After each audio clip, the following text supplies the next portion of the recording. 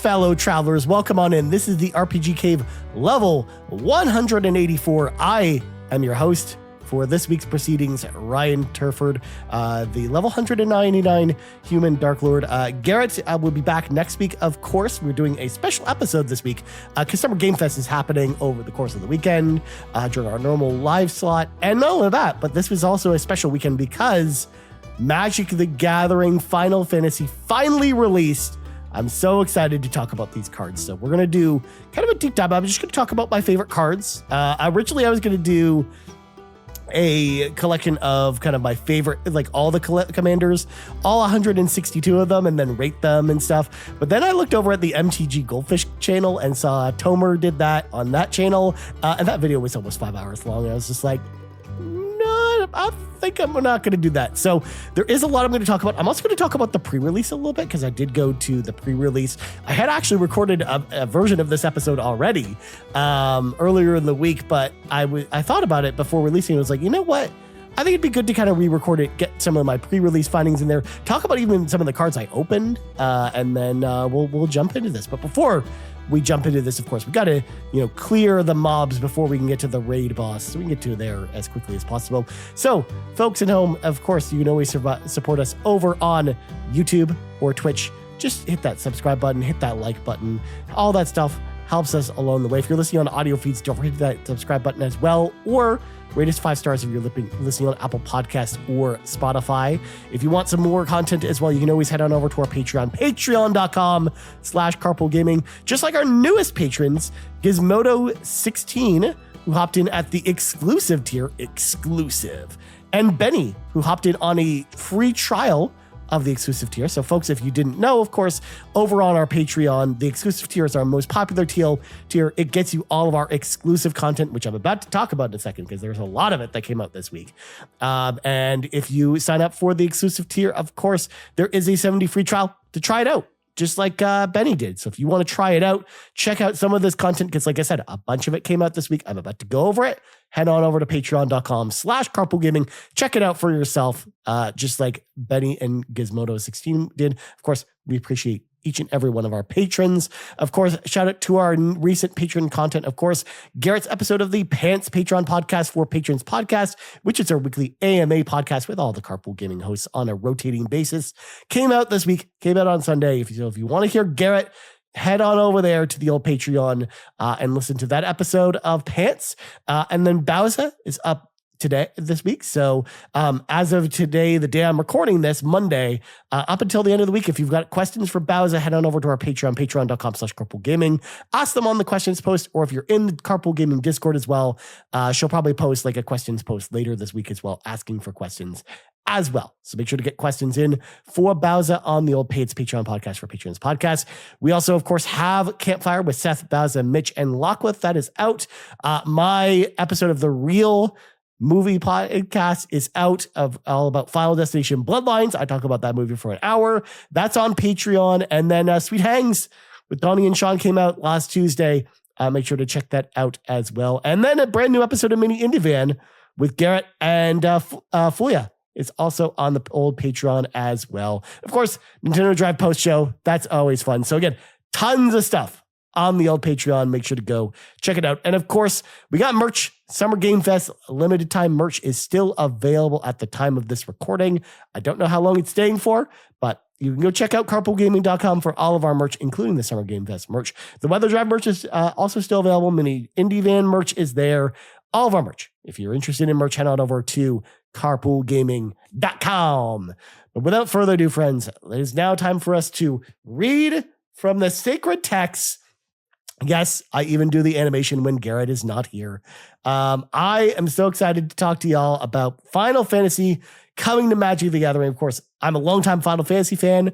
I've been playing Magic the Gathering since 1996. My first Magic the Gathering product was from Ice Age. I bought a Ice Age tournament deck, which for folks that don't know, who haven't been playing Magic for a long period of time, a tournament deck isn't a pre-constructed deck or anything. It is literally 75 random cards put into a deck box that they give you. that Wizards of the Coast would sell you. And that was my very first, thing. I didn't know any of the rules or anything like that. My friends in 8th grade at the time, they were like, hey, we should play some Magic during lunchtime. Let's just bring a bunch of cards. So I thought, okay, I'll bring my tournament deck that I got just as is and just play with it as a 5-color deck. And it did absolutely nothing all the time, because that's not how the game was meant to be played. But yes, I'm that old. I've been playing Magic the Gathering for a very, very long time. And of course, Final Fantasy, I've always liked Final Fantasy. I mean, starting with Final Fantasy VII is how I really got into the series. But my first Final Fantasy game was actually Final Fantasy I on the NES. I used to play it at my cousin's house all the time. He had no idea what to do. And it turned out I had no idea what to do either. Because at the time, again, it was really like the first role-playing game I ever played, but I also didn't know it was a role-playing game. And again, there was no internet back then, and I didn't have the Final Fantasy I strategy guide, and he didn't keep the manual, because of course he didn't. So it's just like, I don't know what we're supposed to do in this game. I go and fight Garland. You get defeat him, but he's actually not defeated. And then you go back to the castle and everyone's happy, and then you go set off into this adventure, and then I had no idea what to do from there. So that was kind of my first experience with Final Fantasy. But again, I've been a longtime fan. I've played all the games now. I even just played Final Fantasy III for the first time earlier this week. So I'm actually, again, pretty into the franchise.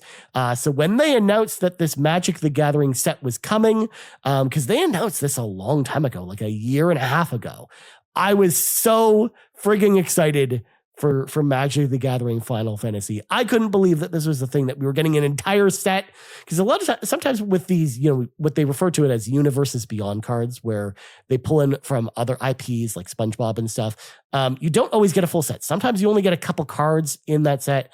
And that's kind of what I was kind of worried about at first when they announced Final Fantasy, but then they announced, no, it's a full set with commander decks and starter kits and the whole nine. I was like, okay, I'm going to start saving my money now, and I'm going to buy some Final Fantasy stuff. Again, I've got a lot more Final Fantasy stuff coming. So, of course, I went to the Final Fantasy pre-release, which we'll talk about in a second.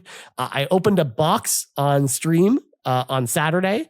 So if you go check out the Summer Game Fest VOD towards the end when I show up, I actually unboxed the entire box on stream, as well as a bonus pack that I got for winning, as well as I've got 2 commander decks coming, as well as a bundle, a collector's bundle with a collector's booster pack in it. So yeah, I've got so much product coming in. Some of this stuff doesn't release until the set officially releases next week, but a lot of us have it early because a lot of the local game stores will start selling it when pre-release happens. So before I get into some of the cards, the individual cards that I want to talk about, because I wanted to pick out, again, some of my favorite cards, some cards that I like for flavor reasons, some cards I just want to build as, commander decks and stuff like that.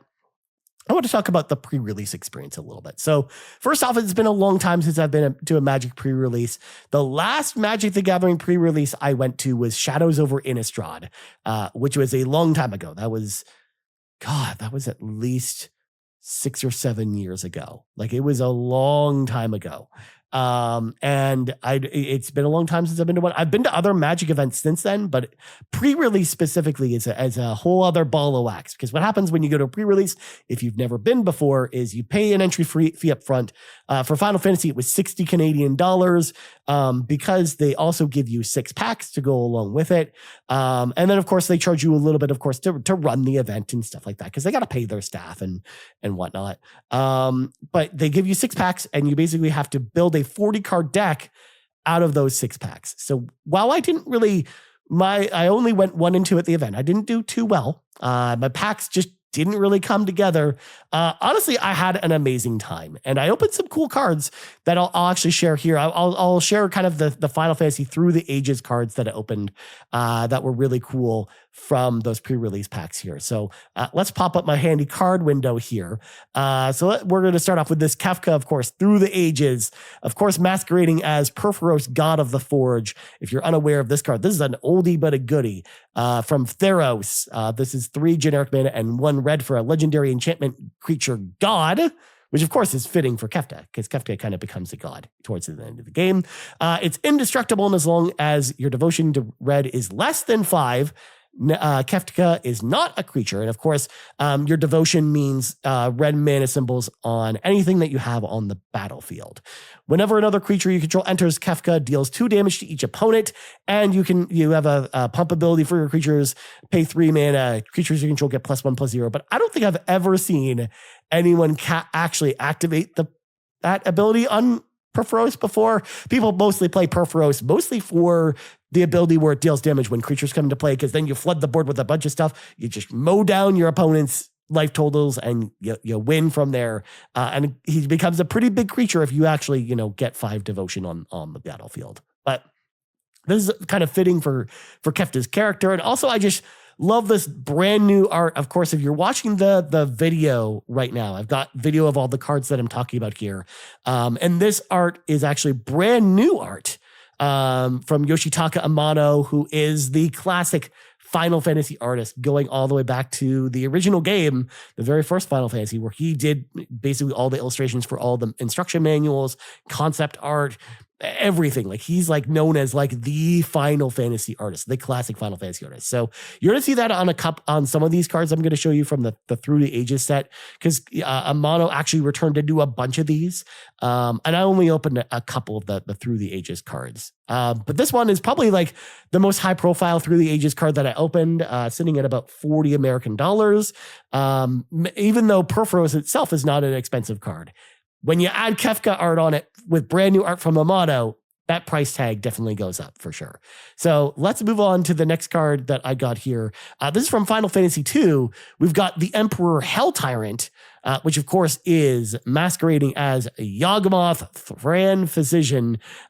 This is of course 2 generic mana and 2 black for a legendary creature, Human Cleric. He's got protection from humans, and if you pay 1 life, you can sacrifice another creature to put a -1/-1 counter on up to 1 target creature and draw a card. Pretty dang good. And of course, if you pay 2 black generic mana, you can discard a card and proliferate. There you go. I know how to say words, I swear. And he's a 2/3 as well. So again, what you typically use, Yawgmoth for is he's really good in sacrifice decks. He's a quote unquote free sack outlet where you can kind of sacrifice creatures as many times as you want, as long as you can kind of keep up with the life loss every time you do it. And he also just draws a card every time you do that too, which is a very powerful effect, especially if you have a bunch of low level cards. And if you have a Blood Artist out, that when, a creature dies, you deal 1 damage to any target, and then you gain 1 life back. So it negates the life loss. So you just draw your entire deck, depending on how many cards, how many creatures you've got on the battlefield. So it's a very, very powerful card. It goes all the way, it sees plays in other formats besides Commander, but I'm definitely going to be playing him in Commander as well. I don't actually currently have a Yawgmoth, so this is actually the first time I've actually owned one, and I'm definitely going to be playing him with this art. And again, as well, brand new Amano art of the Emperor from Final Fantasy II, a game that it's actually one of the only mainline Final Fantasy games I've never finished is Final Fantasy II. I just can't get over the leveling system. I'm not a huge fan of it. This next one is really interesting. This one is the Knights of Sandoria, and this is a reference I don't recognize because I've played Final Fantasy XI before, but I don't think I ever met the Knights of Sandoria.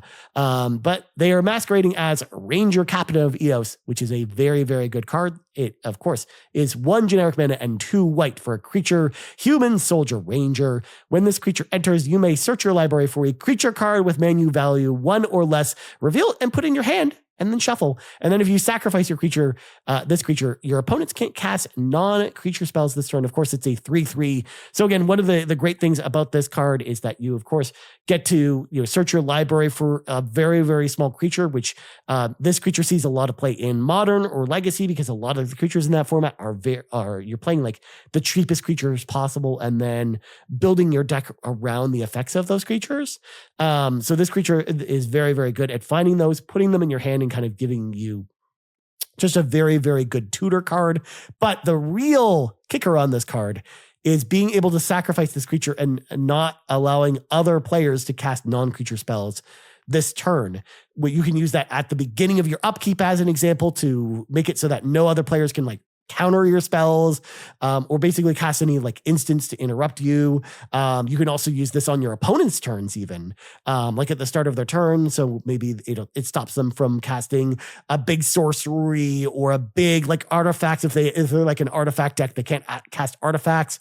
If you sacrifice this, like it's a really, really good, solid creature to have like in your deck. It's a good like role player in your deck that has like it's multifunctional, which is usually the testament to a really, really good card in Magic, is when it's kind of got this multi-case kind of use to it. So yeah, Ranger Captain is again another card similar to Yawgmoth, where it's always been a great card, but I've just never owned one myself. I've just never like plunked down the cash to buy a Ranger Captain of Eos, because for the longest time, both this and Yawgmoth were actually pretty expensive. They're definitely cheaper now that we've got these reprints. But even so, like I'm glad that I have them in my collection again with this brand new Amano art. I can't wait to play some of these. So these were some of the biggest pulls as far as my cards from the Through the Ages cards. I will also pull up as well the most valuable card that I actually opened as well.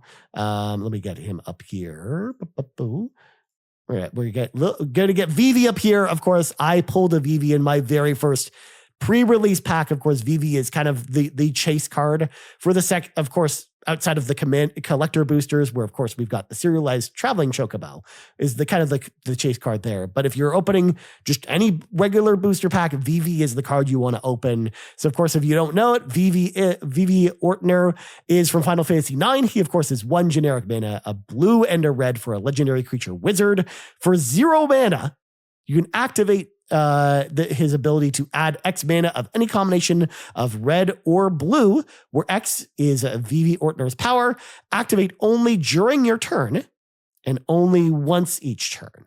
So you can only use this ability once, and they specifically make it so you can only use it in your turn, so you can't like hold up that ability to like cast a counter spell on someone else's turn or whatever. It's fairly built, this activated ability. And then whenever you cast a non-creature spell, put a +1/+1 counter on Vivi Ortner, and it deals 1 damage to each opponent. It's a 0/3 to start, so you can't really use its activated ability on the turn it comes in. But the second you play a non-creature spell, you can start building up counters on him, giving him extra power to then gain attack power to attack your enemies, but also activate that ability on the card that gives you extra mana to then cast more non-creature spells. Like if you're playing a commander deck, as an example, where a lot of people are playing Vivi, you basically build your card in a style that's referred to as Spellslinger, where you basically put as many kind of instants and sorceries as you want in the deck, extra turns, other stuff like that, fireballs, whatever you want to put in your deck. Vivi is kind of your main champion for that. He also is a combo piece because you can build up his power, give himself a bunch of extra mana, and there's ways to, in blue, to like remove him and then blink him back instantly, which then resets that ability, which lets you to activate it again, and it becomes this whole loop that you can just go on with this card. So a lot of people are really excited about this card in particular.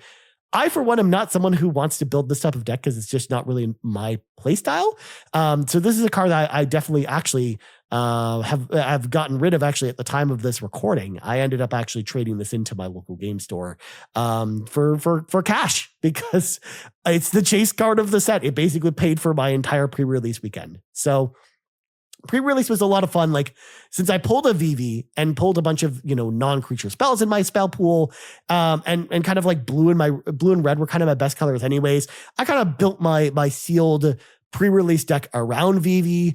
And it was a lot of fun. Like, even though I didn't win, it was just this pile of just wizard jank where I was trying to get as many wizards on the battlefield as I could, cast a bunch of non-creature spells, which the wizard ability in this set is that whenever you cast a non-creature spell, that wizard will deal damage to your opponent. So other than Vivi's really the only wizard that doesn't do that in this set. So I built an entire like blue-red deck around that using my card pool, and it just didn't really come together. Like I got ran over by a couple creature decks. So and the one game I won, I was up against someone who didn't pull Vivi, but played the exact same strategy as me. So I won, like the game I won was because I had Vivi. So there you go. That was my pre-release experience. And I had a ton of fun at pre-release.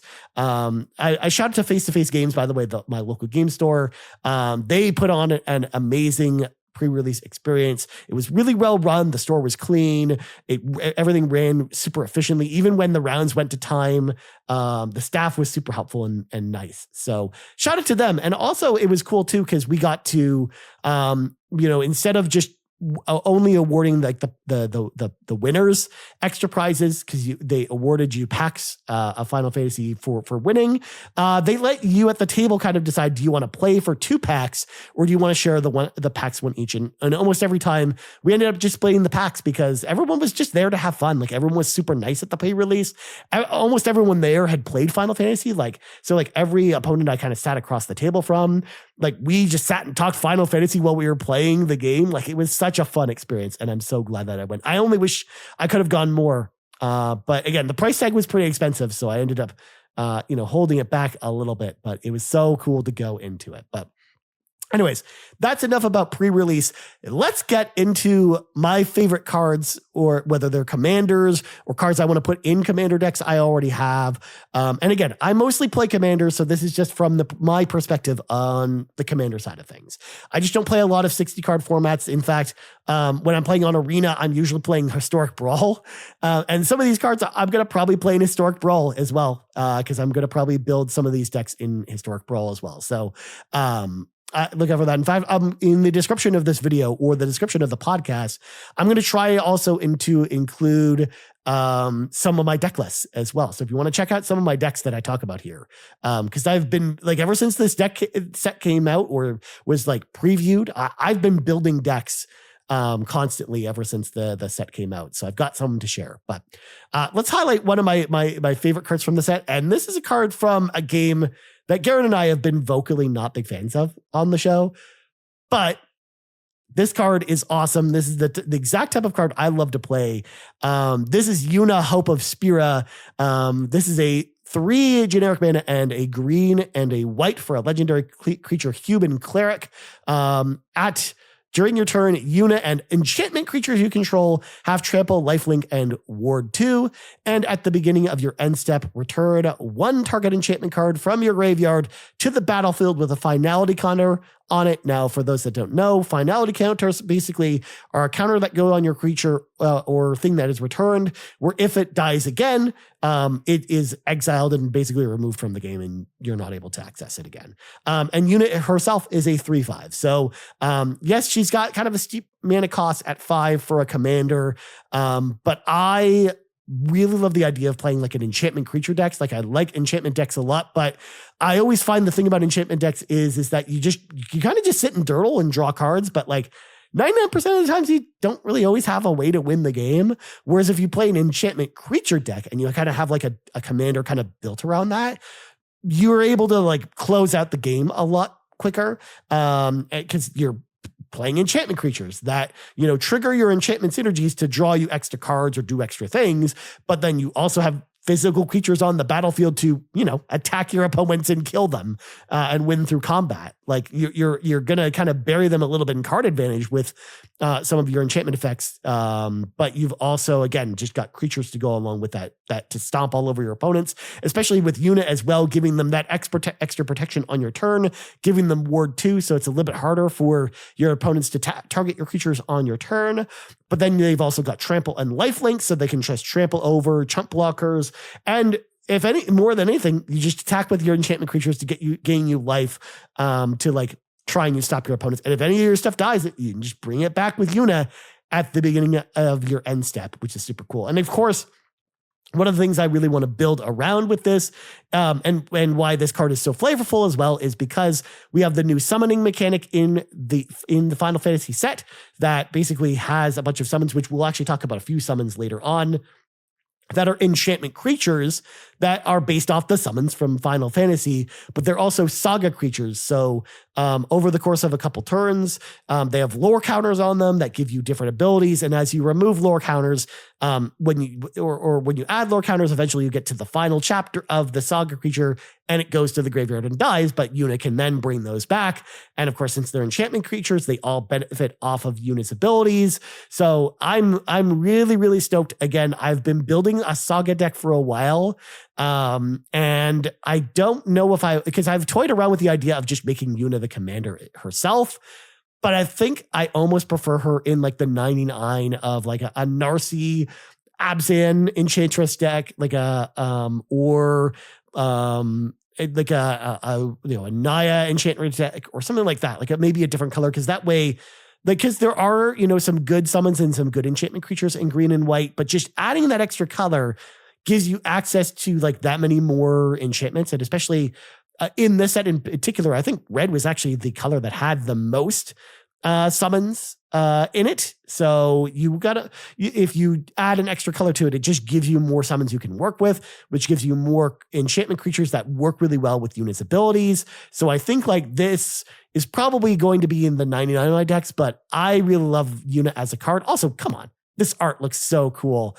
I love this card from Osamu, is apparently the artist who did the art for this version. Of course, this is kind of like the special version that has the Final Fantasy number in the back. So in this case, it's 10, and kind of Yuna there within kind of that anime style. But even like her normal card, I think looks kind of nice too. In fact, I for the most part, I kind of picked out these like fancy cards to kind of show off here. Next card I'm excited to play, and this one I wanted to definitely build around as kind of a commander, is Lightning Army of One.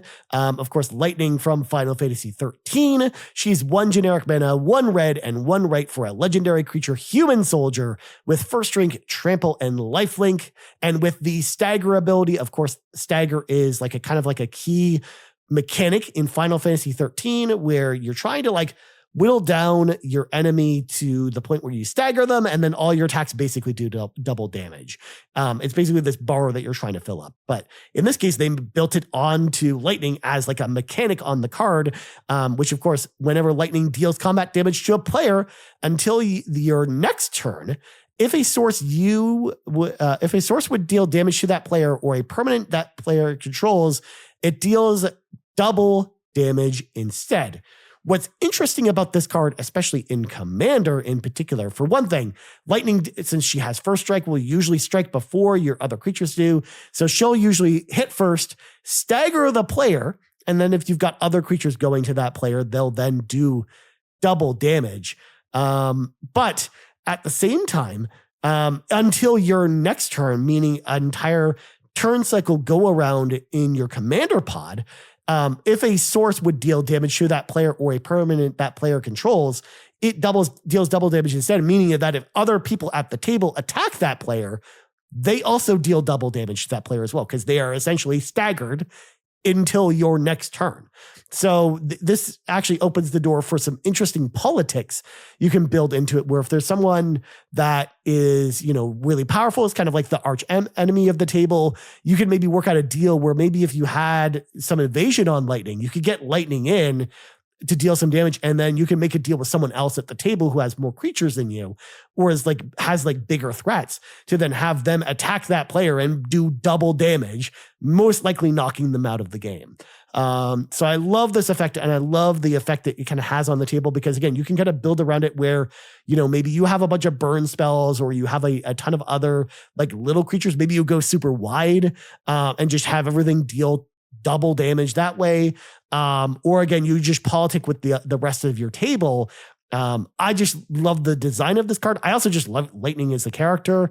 So seeing her with a really, really awesome card like this that, is going to see some Commander play in combination with, and not only that, but I think this is going to say standard play too, with like red-white decks kind of being built around this effect.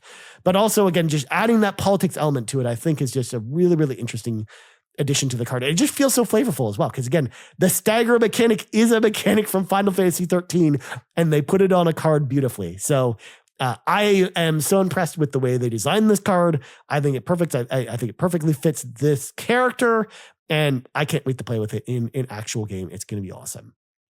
So the next card I want to talk about is Terra, Magical Adept. Now, I didn't open this version of the card. This is the one with a brand new art from Amano. But I did open the normal version of Terra Magical Adept. But I'm excited because I built a deck around this card and I can't wait to play it. In fact, the link for that deck will be in this description of this video. It's all about summons, by the way, and enchantment stuff, in case you were wondering, because of course I'm doing that, as I kind of alluded to with Yuna. So Terra Magical Adept for 1 generic, 1 red, and 1 green. She's a legendary creature, human wizard warrior, which only matters really if you have like some party synergies and stuff. But when Terra enters, you mill 5 cards. So you take the top 5 cards of your library and put them into your graveyard. Then you put 1 enchantment card milled that way into your hand. So you take some cards out of your deck, you throw them into your graveyard, and you pick one that's an enchantment and then put it back in your hand, which is really, really interesting. So you can actually like manipulate the top of your deck a little bit if you use some cards like Sensei's Dividing Top to then make sure that there's something good to mill that you really, really want to kind of return from the graveyard. Or you could just take your luck, because honestly, if you have enough enchantments in your deck, kind of like how I built the deck, you're just going to hit something that you're going to probably want 9 times out of 10. But then she has a ability called Trance, so which of course is just very thematic to Terra's character in Final Fantasy VI. So for 4 generic mana and a red and a green, you tap Terra and then you exile her, so you remove her from the game, then return her to the battlefield, transform under its control, activate this only as a sorcery, which of course as a transform card, something you need to know if you're a commander player or just if you're playing in any format. If you steal this card and then you flip it over, it returns to its owner's control when it flips back. So it flips under that person's control. So if someone stole my Terra and they flipped it over, it would just return to me in its flipped over state. So let's flip over Terra and look at Esper Terra, which of course is so flavorful again from Final Fantasy VI, where Terra kind of turns into like a summon. The summons are kind of referred to as Espers in Final Fantasy VI, in case you've never played it. But she's a legendary enchantment creature saga wizard. So she's one of the saga enchantment creatures that I talked about. She's flying and she's a 6/6, so she's pretty powerful on her own, but she's got 4 chapters, and she'll start when you flip her over by, activating that first ability off the bat. And then as each turn passes, you'll add a lore counter that then adds the next ability until you get to the 4th ability where it flips over. So the first 3 abilities are create a token that's a copy of target non-legendary enchantment you control. It gains haste. If it's a saga, you can put up to 3 lore counters on it, sacrifice it at the beginning of your end step. So what you do is you basically, pick your favorite enchantment that's on the battlefield. You get a second version of it. And if it's a creature, which of course, if you're building your deck around enchantment creatures, which I did with Terra in my Terra deck, then you'll gain haste, so it can attack right away. And if it's a saga like Esper Terra, so if it's like an enchantment creature saga, you can then kind of like add lore counters and pick kind of your favorite one, because you're going to lose it at the end of the turn anyways. So you should pick the one that's most beneficial to you before sacrificing it. You could even just attack in for damage or just immediately cash it all in if it's only got 3 lore counters on it before it sacrifices. And then Esper Terra's 4th lore counter, when you get to 4 turns of her being out, you add 2 white, 2 blue, 2 black, 2 red, and 2 green to your mana pool, and you exile Esper Terra and return her to the battlefield. So you just turn her face up again. So you get 10 mana basically to cast some big thing or multiple big things, or just empty your hand, or whatever you can really do with Esper Terra. I love this card. Again, it's so flavorful to Terra as a character. It feels kind of like how she's, this really, really, badass wizard warrior that also flips over to become this summon creature, which is her whole shtick in Final Fantasy VI. And again, there's a separate card that is called Esper Origins that kind of is like the backstory behind Terra. Again, it just feels so flavorful to the card. And it's also very powerful. Like, this is the type of card that, again, you have leading your enchantment decks, especially enchantment creature decks. And I can't wait to play this card. I think it's so awesome. The next one I think is really, really flavorful. And I can't wait to play this in a cleric deck. This is Aerith Gainsborough. She, of course, is 2 generic and 1 white for a legendary creature human cleric. She's got lifelink, and whenever you gain life, put a +1/+1 counter on Aerith Gainsborough. And then when Aerith Gainsborough dies, put X11 counters on each legendary creature you control, where X is the number of counters on Aerith Gainsborough. So, first of all, I love the flavor here because, again, she's a cleric in the game. She's kind of like the healer in your party because she's kind of like the white mage of your party. And again, if you're in a life gain deck where you're getting like incremental amounts of health, especially like if you're playing like modern Soul Sisters, where every time a creature enters, you gain 1 life. And if you have multiple on the battlefield, you'll like gain 1 life, gain 1 life, gain 1 life, which then adds 1 counter to Aerith, add 1 counter to Aerith, add 1 counter to Aerith by casting 1 creature. Like in my play testing of Aerith, if she does not get dealt with, she gets out of control very quickly. And on top of all that, if you even have like 2 or 3 counters on her, if an opponent removes her, you then put that many counters on other legendary creatures you control, provided, of course, you're playing legendary creatures. But if you're playing Commander, you don't really have any downsides since you only really have one each card per deck. And especially like, I'm going to talk about it a little bit later, but I love to play like Legendary Matters decks where you play a bunch of legendary stuff in it. And not only that, in the Final Fantasy set, there's 162 legendary creatures. So you can build just this deck just full of legendary creatures to take advantage of this effect. So like I said, even if you only gain the life on it a couple times, especially because if you don't have life gain cards, she also fuels herself by having life link, meaning when she attacks and deals damage, she also gains life, which then puts counters on her, so then she can do it next turn. So I think this is actually a really awesome card. Again, if you're in a life gain deck or a deck that cares about life gain, which we're going to talk about a little bit later, that I built a really like awesome life gain deck that I can't wait to bring to my local game store the first time there's a Commander night. Especially because I opened some of these cards, because I opened an Aerith out of my booster box. I opened the card that I'm going to talk about. Like I opened a lot of the key life gain pieces that I wanted for that deck. Like this card pops off if it goes unmitigated. So I love this card. I think it's fantastic, and I can't wait to play her at my local game store. The next one up, I actually opened in kind of my pre-release pack, and I actually used in my pre-release deck, but I only really got to play it once, and by the time I got to play it, the game was basically over, and I was kind of in good shape. So this is Kuja, Genome Sorcerer from Final Fantasy IX. He is one of the big bads from Final Fantasy IX. He's so for 2 generic mana, a black and a red, he's a legendary creature, human mutant wizard, which again, I think perfectly fits into his like whole thing in the game with Zidane. Again, no spoilers for Final Fantasy IX, but I just love just how flavorful this card feels.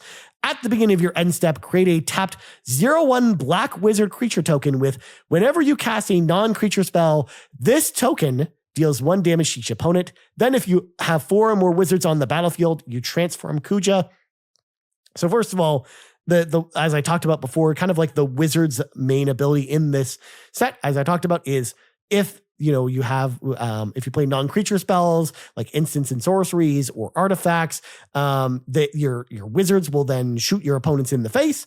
And if you have 4 or more wizard creatures, which by the way, Kuja counts as a wizard. So if you're playing with Kuja, don't forget he counts as a wizard. And basically at the end of your turn, you basically have 2 wizards right there. So it's not hard to get 2 more wizards on top of that, usually, especially if you're building around this effect for a deck. But it transforms into Trance Kuja, Fate Defied. It's a legendary creature, Avatar Wizard, which is a 4/6 Avatar Wizard with the ability Flame Star. If a wizard you control would deal damage to a permanent or a player, it deals double damage instead. So you play, your instants and sorceries and artifact spells. They shoot your opponents in the face with some witcher magic that doubles. Also, again, Kuja attacks for 8 because Kuja itself is a wizard that will deal damage to your opponents and deal double damage instead. Or even if they block with their creature, even if they have like a 6 toughness creature, even though it's only got 4 power, he deals double damage and kills it. So I love this card. I think it's awesome. I think one of the things it does in Commander itself is kind of opens up this really interesting like wizard archetype deck for black-red decks to go in, where you play a bunch of wizards, but not, too many. And then you play a ton of non-creature spells, like you play artifacts for ramp to kind of, help cast your stuff faster.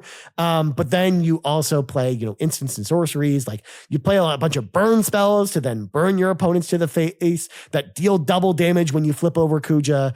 Like if this card sits on the battlefield, like it gets out of control as well. Similar to Aerith, if it sits on the battlefield, your opponents are not going to be in good shape. So I think this card is amazing. And definitely, like, again, I love the design space that goes here. And again, it just feels so flavorful to Kuja as a character because, kind of flipping him over on his front side as well. His whole shtick in the game is that he's making these black mages so that he can try and, take over the kingdom of Alexandria alongside kind of the queen that's there. And then, of course, we see kind of his mutant side that, of course, it leads to some more in-game spoilers that I won't get into the lore behind it. But I think this is super cool. Someone who's played Final Fantasy IX, I love the design of this card, and I love what design possibilities it opens up in Commander. But next up is a summon card. This one can't be a commander. It's going to be in the 99 of your deck if you decide to play it. But of course, I had to include this because this is one of my all-time favorite summons. Of course, I remember, spending so many hours trying to get the Golden Chocobo in Final Fantasy VII so I could eventually get the Knights of the Round summon materia, which of course I'm so thankful that they put this on a card. This also is super nostalgic to me as well from playing Final Fantasy XIV Heaven's Ward, because spoiler alert for Heaven's Ward, the final boss is the Knights of the Round. So I love that they kind of perfectly translated this to the card, and I'll tell you why in just a second as we read off the card. So this, of course, is another enchantment creature saga. So it's a summon. Knights of the Round is what it's called. It's 6 generic mana and 2 white. So it's 8 mana to cast this thing. So it's really, really expensive. So it's got to be good if it costs that much, right? Well, for the first 4 lore counters on it, whenever you add a lore counter, it adds 3 2/2 white knight creature tokens. So by the time you actually get to the 4th chapter, you have all 13 Knights of the Round table on the table, which of course in the game, that's what happens is you have 13, when you summon the Knights of the Round in Final Fantasy VII, you summon 13 knights to go and destroy your opponent.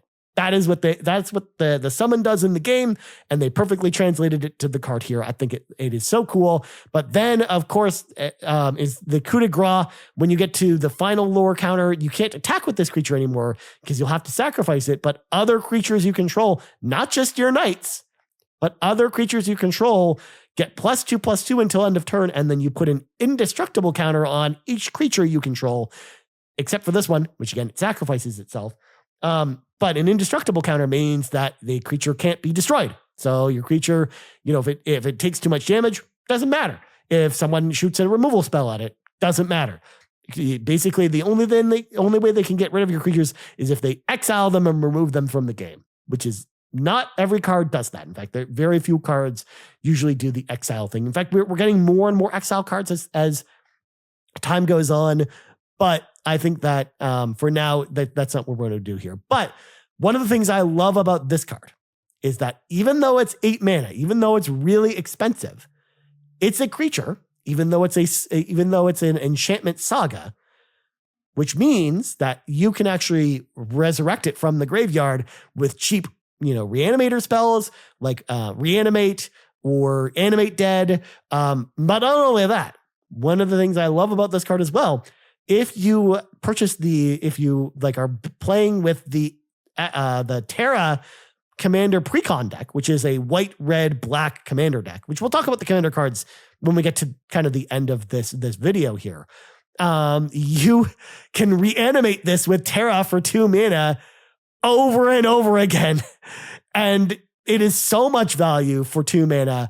Because the way Terra works is basically she gets flying, she mills 2 cards at the beginning of combat, and then whenever you deal damage to her, she can resurrect any card from your graveyard that has power 3 or less by paying 2 mana. And this creature only has 3 power on it. So this is like the perfect kind of like resurrect target for Terra, where you resurrect it, it plays out, and then you sacrifice it, and then you attack with Terra again. You pay 2, you resurrect it. It does its thing. You just make even more knights, and if you haven't won by that point, like, I don't know what you're doing. Like, this is like one of the best win cons in both an enchantment like Saga's deck, because especially you can also resurrect this with Yuna, like I talked about, but it doesn't loop like the Terra loop that I talked about. And just play like and pull it from your graveyard that way and kind of cheat it into play. Or God forbid, if you get to 8 mana and you have enough mana to play this thing, like, dude, you are in good shape with this card. This card is amazing. And I love it. And again, just it's so flavorful. It's just something, and like one of my favorite designs from the set, because again, it's exactly what I envisioned in my mind when kind of pictured like, hey, if they had to turn the Knights of the Round from Final Fantasy into a card, what would that card look like? And the chef's kiss to this card. I love it. The next card is actually one that is in more of the jank pile. But at the same time, I'm so excited to play this card. I know that, a lot of players are playing this one way, but I'm excited to play this card in a completely different way. So let's talk about it here. And you'll find my full deck list for this card in particular in the description. I've done a lot of playtesting with this card, and it's bonkers if it does not get answered. But let's read over it. This is Choco, Seeker of Paradise. This is a Chocobo, of course, from Final Fantasy IX. This, of course, is 1 generic mana, 1 green, 1 white, and 1 blue for a legendary creature bird. Whenever 1 or more birds you control attack, this includes this creature because it's a bird. Look at that many cards from the top of your library. Of course, that many being how many birds you attack with. You may put one of them into your hand, then put any number of land cards from among them onto the battlefield tapped, and the rest of the cards into your graveyard. But this card also has landfall. Whenever a land enters the battlefield, Choco gets +1/+0 until end of turn. And that happens every time you play a land, which usually is once per turn. So it usually becomes a 4/5. Of course, its base power and toughness is 3/5 to start with. But a lot of people are seeing this card one way, and they're like, okay, I'm going to build this around this with the landfall ability, like just getting lands into play and making Choco kind of as big as possible and then attacking with it. That's fine, but that's not how I'm playing this card.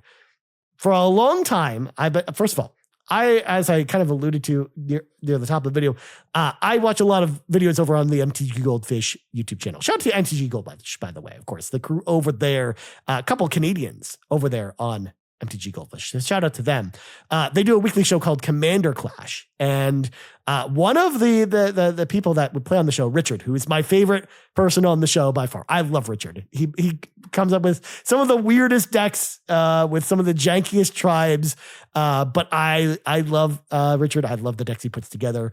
And he put together this bird deck a few years ago that ran over the MTG Goldfish crew. And then he would bring this deck to conventions and play Commander there. And then also run over people at conventions with this bird deck. And I've wanted to build a bird deck for a long time, like ever seen that since I've seen him build his version of birds. And I know that he's kind of talked on their podcast about he doesn't really love this card, but I'm going to tell you from my playtesting, as someone who wanted to build a bird deck, this is the perfect card I've been looking for to get myself to do that. Of course, I actually opened a Choco. In fact, this exact like borderless version of Choco in my seal box. So I'm definitely building this deck. I have all the cards kind of at the ready to build this bird deck.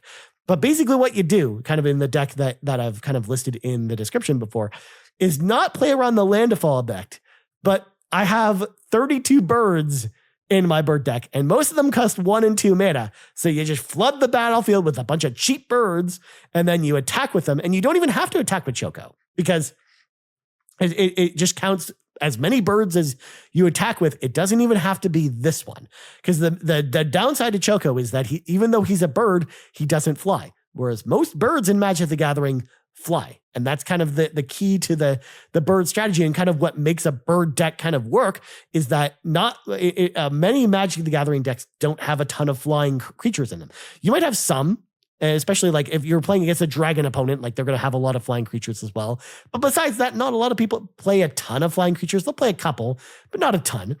And whereas if you flood the sky with it and go wide with a ton of birds and you attack with this thing out, this card will trigger 8 or 9 times if you have enough birds. And let's say you pull up 5 lands, you're instantly up 5 lands. And if you swung in with Choco, he gains +5/+0 if you, in that scenario where you put 5 lands on the battlefield. You also get a non-land card that of your choice from that pile that also goes to your hand on top of that. So this card is bonkers, especially, again, if you leave Choco on the battlefield with a bunch of other birds. Again, you don't even have to worry about Choco attacking. You could just attack with a bunch of 1/1 birds and it pays for itself.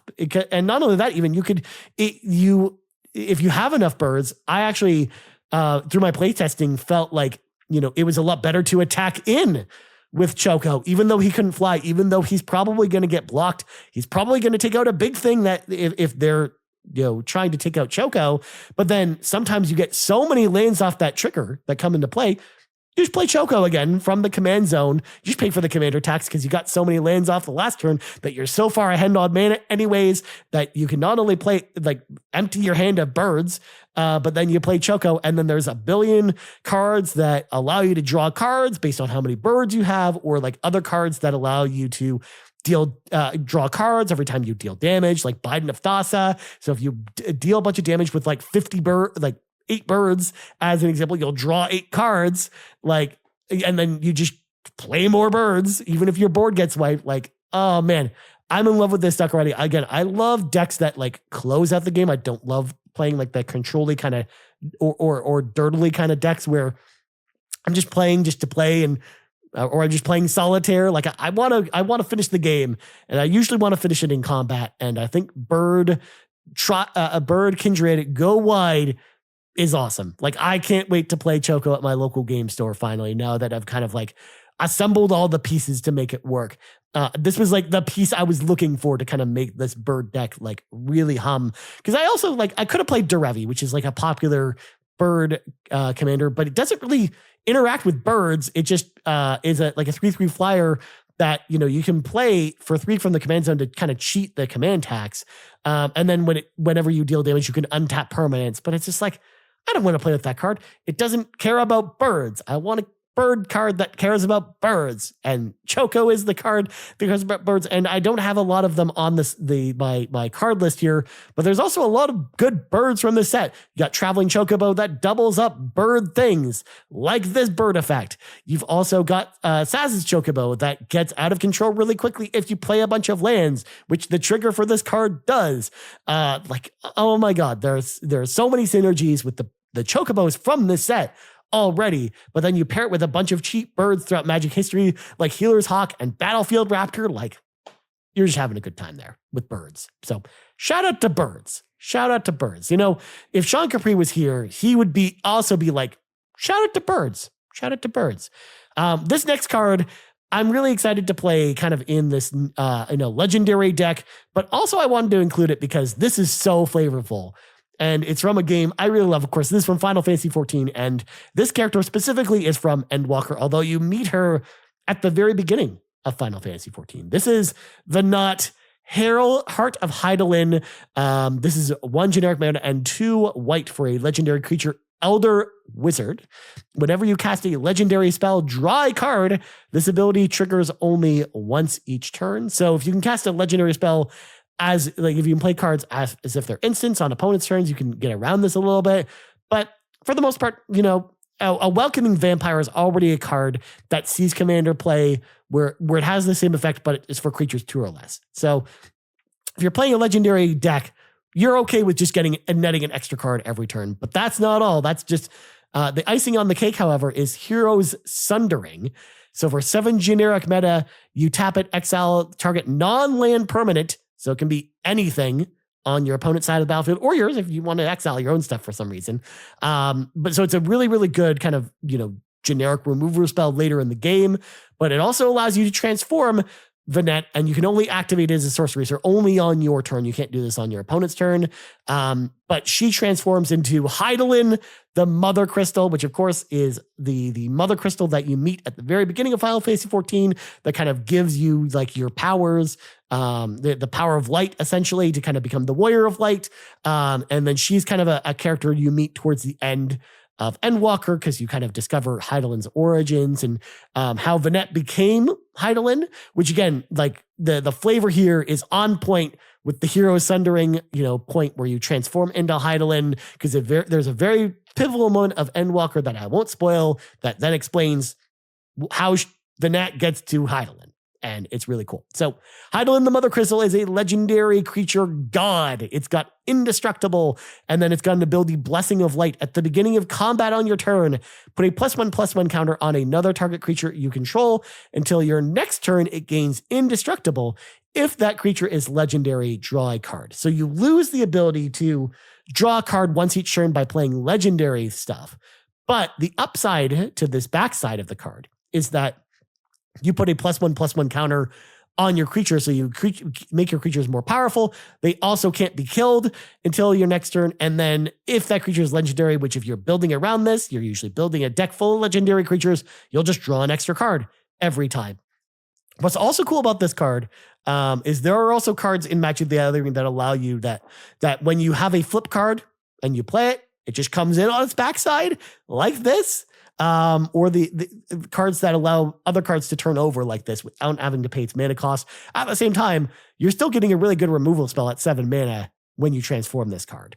But I just love this card as well because, again, the Blessing of Light is so thematic to the game, where throughout Final Fantasy XIV, when your character is kind of in these big situations, like when you're fighting the ultimate weapon at the end of Final Fantasy XIV, A Realm Reborn, Heidelin gives you her power that then, increases your attack power, but then also like prevents you, like it's almost acts as like a shield to prevent you from being destroyed. Like when Ultimate Weapon uses Ultima to basically destroy the combat ring, and basically Heidelin basically saves your life by throwing the Blessing of Light on you, by making you indestructible. Oh my God, this card is so flavorful, especially as someone who loves Final Fantasy XIV. Like, she's perfect. She's exactly what I wanted this card to be. And I couldn't have asked for a better card. And of course, I love this amazing art as well. Like the art on kind of the main card is good, but I love this extra like bonus art from Minoru, who does a lot of the new Final Fantasy XIV art, and it looks gorgeous.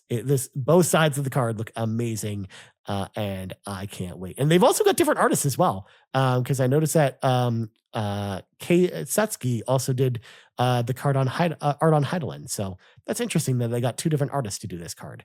But it looks amazing. I can't wait to play this card. But we'll talk about that more, because I have a commander for a Legendaries Matters deck that I'm excited to talk about. And that card, like Vanette instantly slots into that card as like a key role player in that deck. But next up, we got another card that I built an entire deck around. This card in particular, like I don't really have an attachment to this character because I haven't really, beaten this particular game, is I kind of get turned off by its, leveling system. And we'll talk about it, of course, here. We'll stop stalling. This is Minwu White Mage. Minwu is from Final Fantasy II. He's kind of like the white mage of your party, and he kind of resurrects kind of the heroes at the beginning of the game after they are, they get their asses kicked essentially by the Emperor at the beginning of the game. And he kind of like joins your party and like goes along with you on your adventure. So Minwu White Mage is a 3 generic mana and 2 white for a legendary creature, Human Cleric. It's got Vigilance, which means if it attacks, it doesn't tap, so you can just keep it untapped, so you can block and attack in the same turn. It's got Lifelink, so when it deals damage, you gain that much life. And whenever you gain life, period, put a +1/+1 counter on each cleric you control.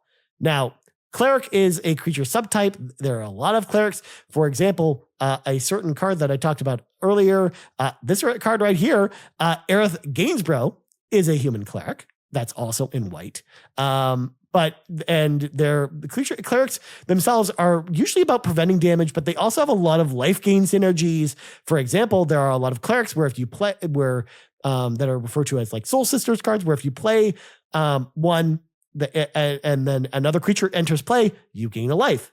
Which then, if you play another one, you gain a life, and then you gain a life whenever a creature comes into play. Well, if you've got Minwu on the battlefield, that basically builds on top of each other. Like it kind of snowballs very, very quickly, especially if you've got a board full of clerics, because clerics generally are fairly cheap creatures. Like Minwu is a 5 mana creature. It costs 3 generic mana and 2 white. So that's actually like out of the ordinary for clerics. Most clerics, like Aerith as an example, are usually 3 mana, 2 mana, 1 mana. Like they're a very cheap creature type, similar to birds, like I talked about. So if Minwu sticks on the battlefield and you have even 1 or 2 of those cards where, whenever a creature enters, you gain 1 life.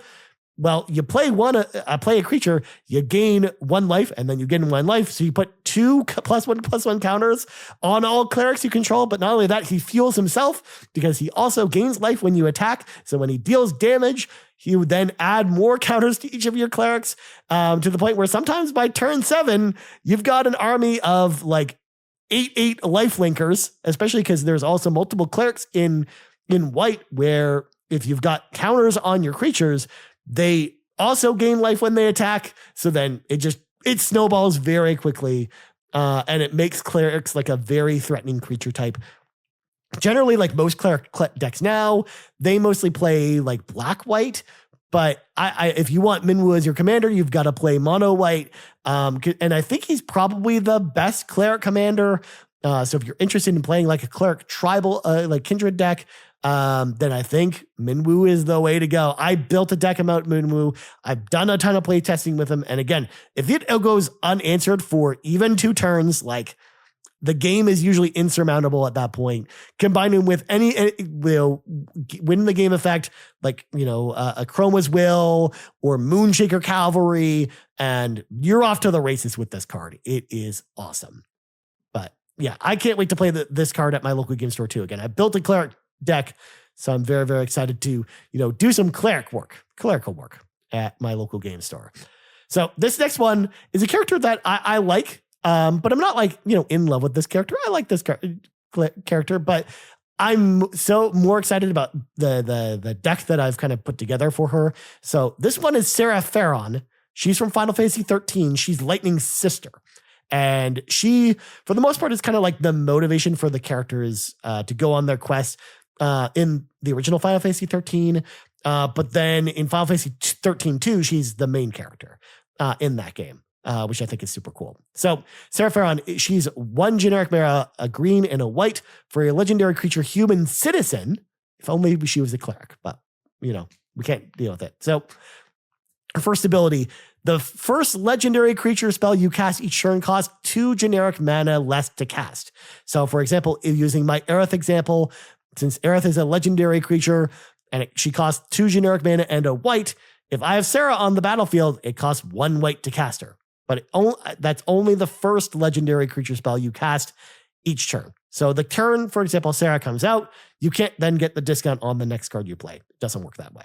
But at the beginning of combat on your turn, if you control 2 or more other legendary creatures, you may transform Sarah. And you can choose not to, by the way. If there's like an advantageous reason why you want her as a creature, you definitely can keep her. Like if you need an extra blocker or if she's got counters on her and you want her to attack, because she can't attack when you transform her. And you're about to see why. And so, of course, I love kind of the flavor text here. Our own private heaven. This, of course, is the scene where she's on the Ferris wheel thing. It's not a traditional Ferris wheel, but it's like this amusement park attraction, kind of like a Ferris wheel from Final Fantasy 13. There's fireworks going off in the background.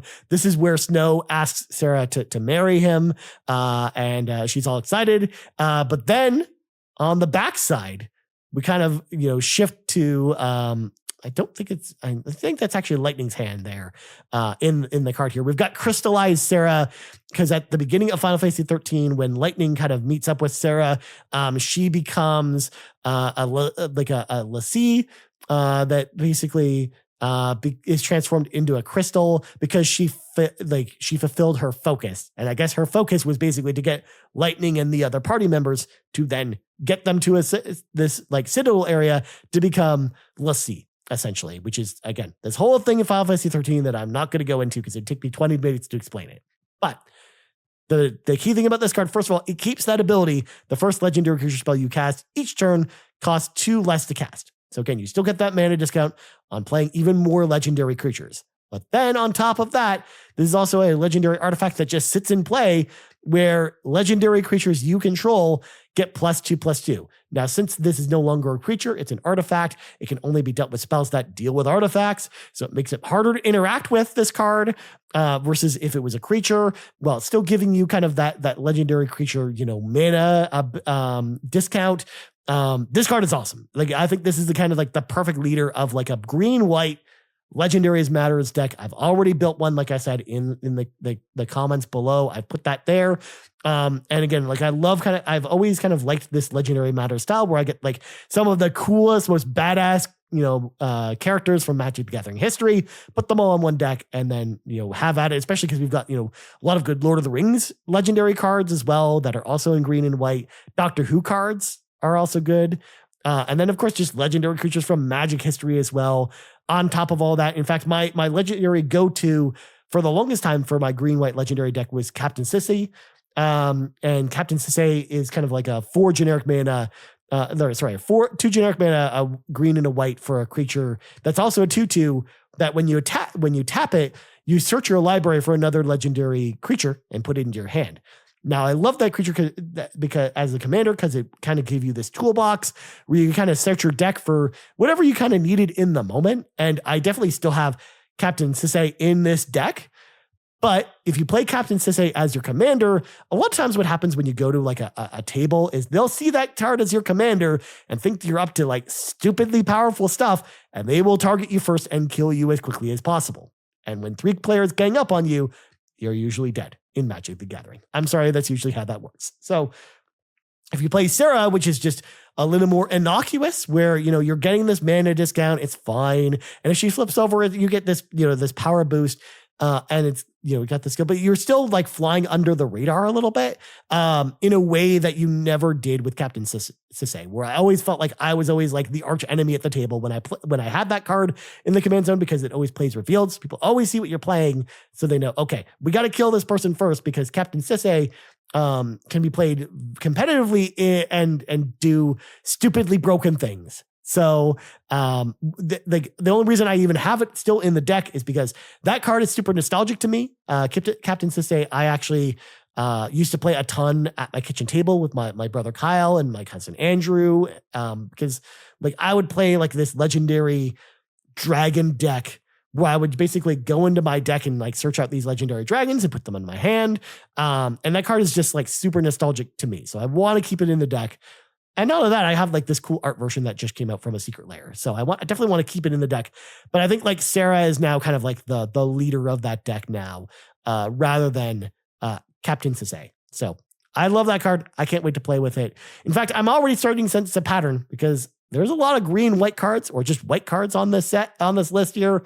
And there's another one that's coming up that I've also built a deck around. This next one is Garnet, Princess of Alexandria. She's from Final Fantasy IX, and she's an uncommon commander, which I thought was pretty interesting. So she's a 2/2. She casts a green and a white to cast, so she's very, very cheap. She only costs 2 mana to cast. She's a legendary creature, human noble cleric. See there, we're doing some clerical work here with Garnet. She has lifelink, so when she deals damage, she gains that much life. And when Garnet attacks, and this is the key thing here and makes it really cool, you may remove a lore counter from each of any number of sagas you control.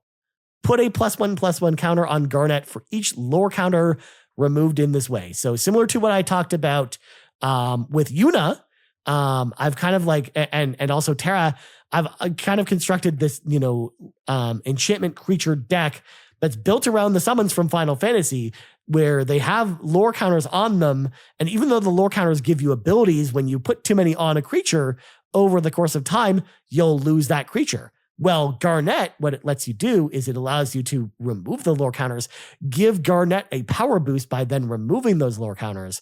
So then you keep your summon creatures around longer, but then she also gets like infinitely more powerful. Like if you have 3 saga creatures on the battlefield and they all, let's say, have 1 counter on them because they always get 1 when they enter play, you attack with Garnet, you remove 3 of them, she gets +3 gets 3 +1/+1 counters and becomes a 5/5, which is already a large creature, especially for 2 mana. Like this creature, again, if left unchecked, gets out of control very quickly. And again, like I started to build a deck around her, but I think kind of like Yuna, I think she works better in a deck like Terra, where you're kind of building around this Saga effect. Or I think Abzan, if you're playing like a Narcy deck or another Saga creature deck, I think that this is kind of where Garnet fits in perfectly as well, especially because there's a lot of way. It's like you have Satsuki, the Living Lore, that allows you to like add lore counters to sagas. So then you can then remove them and kind of like manipulate the lore counters in the way to kind of get like the lore counters in like the sweet spot that you want to give you the best effect over and over and over again every single turn on your summons, to then, you know, keep them around for longer as well, kind of repeating some of the best effects around. So I love this card. I think it is awesome, and I can't wait to play with it in an enchantment deck. And again, just sensing a theme, I'm really, really excited to play summons. Okay, I play a summoner kind of as my main in Final Fantasy 14. I love the summons in Final Fantasy, and I just want to play a deck where I play all of them. Like I want to summon Ifrit and, you know, Garuda and Leviathan and Shiva and do all the thing.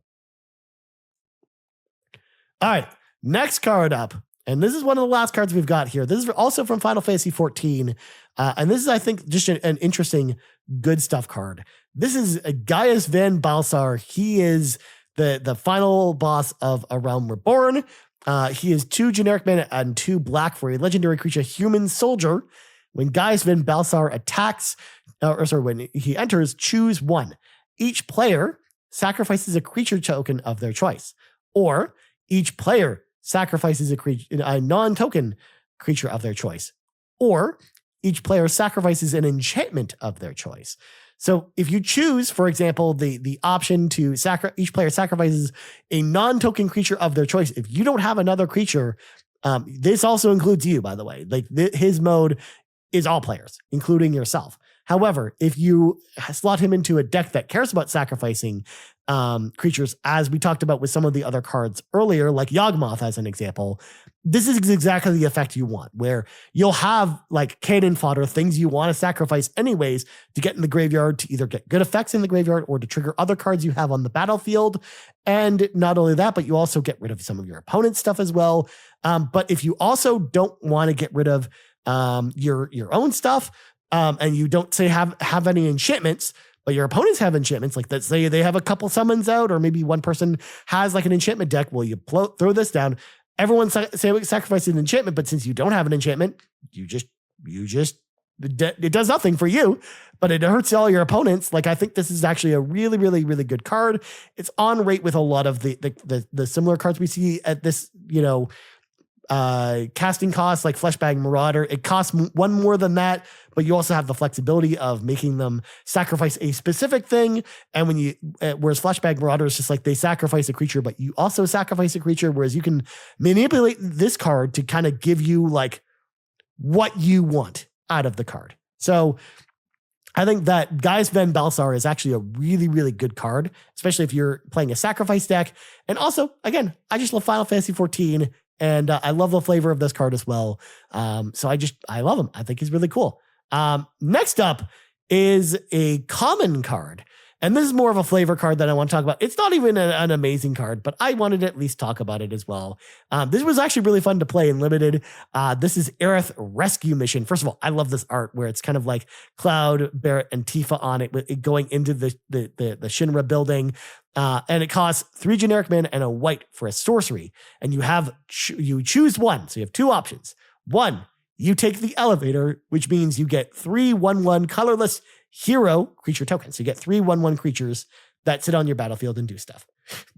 Or you can take the 59 flights of stairs, which is tap up to 3 target creatures, put a stun counter on one of them, meaning that if it was going to be untapped, the stun counter was removed rather than the creature becoming untapped, which is, oh my God, this card is so flavorful to Final Fantasy VII. Oh my God, because I love the fact that, again, in Final Fantasy VII, when you go to the Shinra Tower, when you go into the building, the party's like, okay, what are we gonna do? Are we gonna bust in the building and take the elevator, or are we gonna take the 59 flights of stairs? And depending on what you choose to do, you get some extra, enemy encounters if you bust through the door and take the elevator, which of course is the 3 hero tokens. You kind of get there because you get some backup, or you can go up the stairs and of course you get all tired out, similar to the characters do in Final Fantasy VII. If you choose that option, similar to like Ghostbusters, when kind of like the characters go up the stairs in that movie, and you put a stun counter on the creatures to kind of, tire them out essentially. So I love this card, even though again, it's not a card that I'd probably play in like a constructed deck. I just love the flavor of this card. I love the art, and I love kind of the way it's put together. I think it's so cool. But then that's all the cards that I want to talk about that are really, really exciting. There is one card that I want to talk about because I am a little bit disappointed in this card.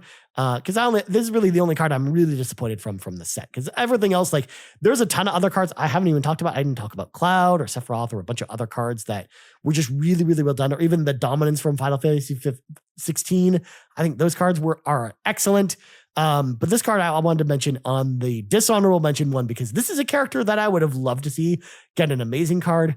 And instead, it got a card that kind of sucks. So this is the Cloud of Darkness from Final Fantasy III. This is the big bad from Final Fantasy III, which of course is top of mind because I just played Final Fantasy III later, like at the end of last week. Like I finished that game for the first time, fought the Cloud of Darkness, but I'd also fought the Cloud of Darkness before, because the Cloud of Darkness is also a boss in Final Fantasy XIV when you go to the Crystal Tower as well. But for 2 generic mana, two green and a black for a legendary creature avatar, it has flying and it's a 3/3, and it has one ability, Particle Beam, which of course is this giant overpowered blast in Final Fantasy III. But in this case, what it does is when Cloud of Darkness enters the battlefield, and no other times, by the way, only when it enters the battlefield, it can only do this once. Target creature an opponent controls gains -X till end of turn, where X is the number of permanent cards in your battlefield. So if you're like milling a bunch of cards, and you have like sort of like Terra's ability, and you mill some cards, or and you have some cards in your graveyard, you play this card, and you might be able to take out a creature. But one, it costs 5 mana for a 3/3 flyer, which is really below rate. Like you generally, like if you're paying 5 mana, you want stats to be close to the casting cost, or you wanted to do something powerful when it enters the battlefield. And this enter the battlefield ability can be powerful if you've got enough stuff in your graveyard. Like it's a powerful removal spell, but you're really just paying 5 for a removal spell that, again, like you might, if luck of the draw, like if you don't have anything useful in your graveyard, or if someone has, God forbid, a Rest in Peace or a Tormod's Crypt, like you get nothing out of this card. When you play it, it's just a 3/3 flyer for 5. Like you get wrecked very easily on this card, and again, it's below rate. So I was expecting more from the Cloud of Darkness. Like this is a really, really important character from a great game. That the Cloud of Darkness has appeared like in Dissidia, and Theatrhythm, and a bunch of other Final Fantasy games as like one of the more prominent villains kind of featured throughout the series. And the fact that we got, this version of this card, especially because they could have added like some extra abilities, or they could have just, God forbid, they could have made the card more powerful, because the Cloud of Darkness is a really, really powerful boss in Final Fantasy III. Like I would have loved to see like this card, really sing and be an amazing card. Like I would have loved to build like a deck around the Cloud of Darkness if the Cloud of Darkness was like a really, really good card. But alas, I am disappointed that this card unfortunately turned out to be not so great, which is too bad, because I really, really wanted to like this card, but I did not. So lastly, on Wenchman, of course, those all the cards I just talked about were from the main set. Of course, we've also got the commander decks. These are kind of the 4 face commanders, or at least 4 of the cards. I guess the Yuna technically is not the face commander. Titus is, although you could play Yuna as the face commander as well. But I first of all, I think all 4 of these commander decks feel pretty fun to play out of the box, and I'm really, really excited to get mine. But there's also some cards here that I'm really interested to build around, like Tifa, Martial Artist. So Tifa, of course, for 1 generic, a red, a green, and a white, she's a legendary creature, human monk. She has melee, so whenever you attack an opponent, all your like she gets +1/+1. So if you attack with 3 creatures, let's say at each 3 opponents, she gets +3/+3 until end of turn. And whenever one or more creatures you control with power 7 or greater deal combat damage to a player, untap all creatures you control. If it's the first combat phase of your turn, there's an additional combat phase after this phase, and it actually does that 3 times if you attack with multiple. If you have 3 creatures that deal damage to your opponents, so it really just snowballs out of control. I know there's a lot of combo decks built out of that deck to just take infinite combats, but I'm just excited because I love Tifa as a character. And I think she got a really good card. Same with Celis Rune Knight from Final Fantasy VI. She's 1 generic mana, red, a white, and a black for a legendary creature, human wizard knight. When Celis enters, discard any number of cards from your hand and then draw that many cards +1. And then when one or more creatures you control enter, if one or more of them entered from the graveyard this turn, that you put a +1/+1 counter on each creature you control. So you grow your board as you get stuff out of your graveyard, which plays well with Terra. Because as I mentioned, Terra's ability allows you to kind of resurrect creatures like that Knights of the Round card that I talked about earlier, but other cards that, cost, 3 that have 3 attack power, I should say. So you just have a bunch of cards of board of smaller creatures that you're resurrecting that then you power up with Celis. And I know it goes infinite with some cards, but I would love to play a fair version of it. But I know it's the type of card similar to Captain Sisse, where if I sat down across the table with someone and played that card, they are going to just murder me first every single time, regardless of how fair I say the commander is. They'll just murder me first. But I also want to give it up to, of course, everyone's favorite cat boy from Final Fantasy XIV, G'rahatia, Scion Reborn. He's a white, a blue, and a black for a legendary creature, cat wizard with lifelink. So when he deals damage, he gains that much life. He's a 2/3, and his ability is throw wide the gates. Whenever you cast a non-creature spell, you may pay X life, where X is the spell's converted mana cost. And then if you do, you gain a 1/1 colorless human hero creature token and put that many counters on it, depending on how big the spell was. Do this only once each turn, but it doesn't say during your turns. Oh, nay. It allows you to use this ability on everyone's turn. So if you have a bunch of instants and sorceries that you play and they're really big, you can use them on other people's turns that then allow you to kind of grow your hero army. Yes, you're losing life when you do this, but one, G'rahatia himself has lifelink, but then you can also, again, build around this effect in a way where maybe you cast some spells that allow you to gain some extra life, that then, put a bunch of counters on your creatures that are really, really big, which of course is super thematic to G'rahatia himself from Shadowbringers, where he's basically summoning heroes from another dimension.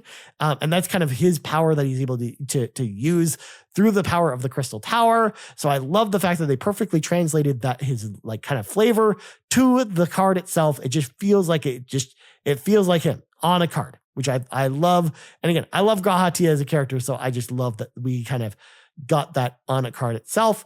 Another card that I actually really like, even though I'm not a huge fan of Taru in Final Fantasy XIV, I love her card. I think this is actually really interesting. So Taru is a one generic mana and a white for a legendary creature, Dwarf Advisor. Yes, I know she's a Lalafell, but she's a Dwarf Advisor because Lalafell is not a creature type in Magic the Gathering. When Taru enters the battlefield, you draw a card and target opponent may draw a card. And then, of course, you've got Scion's Sanctuary. Whenever an opponent draws a card, if it isn't that player's turn, create a tap treasure token. This ability triggers once each turn. What's crazy about this card is that I think a lot of people are underestimating how good this card is, because there are a lot of cards like Rhystic Study or Mystic Remora or Esper Sentinel or whatnot that allow opponents to draw cards on other people's turns by, you doing stuff on your turn. And Taru allows you to basically reap the benefits of that by getting treasure tokens, which you can sacrifice for mana, then you can cast a bunch of stuff on your turn. And I think that this effect can actually snowball pretty quickly if there's a player at your table that is in the right meta, where someone at your table is using Rhystic Study or one of those cards that I mentioned to draw cards but not on their turn. Taro does a great job of giving you some extra cash to kind of make up for the card draw loss. It's similar to something like Smothering Tithe, which does a very similar thing, but it's just on whenever, anyone draws a card except for yourself. So even though it's a little more powerful than that, Taro only costs 2 mana. And it's a very, very low investment in your deck. And I think, again, if you're in the right meta, this card really, really sings and is very powerful. You can also just play it in what's referred to as a group hug deck, which is all about you trying to draw your opponent's cards, but then by them drawing cards, you gain beneficial effects. And this is a card that perfectly kind of fits into this, which I think is really cool. Of course, shout out to this version of Clever Concealment, which is a classic Magic the Gathering card that allows you to basically hide your creatures from removal. But it's, of course, the scene from Wall Market of Cloud, Tifa, and Aerith kind of dressed up for Don Cornell. And, of course, Cloud's in the dress, which I think is super cool. I'm just scrolling through here to see what other cards we've got. I love Skull Clamp here. Of course, this is a classic The Magic the Gathering card, but with art featuring Genova from Final Fantasy VII. There's a lot of really cool stuff. Conformer's Shuriken is actually, I think, a really powerful card. It's a 2-mana equipment, 2 generic mana that equipped creature has whenever this creature attacks, tap target creature defending player controls. If that creature has greater power than this creature, put a number of +1/+1 counters on it equal to the difference. So it basically allows you to tap down something that's really big so it can't block, and then you kind of gain extra power depending on the difference. So I think that's actually a really powerful card, especially because Commander is about playing a bunch of big spells, and that card really, really wrecks people with really big spells. Next card I want to bring up, of course, Secret Rendezvous here. This is, again, another classic The Magic Gathering card, reskinned in this format. It's an okay card draw card where you draw cards, but also your target opponent draws 3 cards. But I love the fact that there's 4 different variations of it, with Cloud on the Ferris wheel at the Gold Saucer on his date.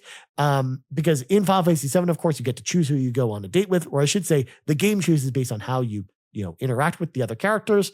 And of course, they've got one for Aerith, Tifa, Yuffie, and of course, Barrett. You can go on a date with Barrett. And I love that he's just sitting there, cross-armed across the table with Cloud. I think that is super, super cool.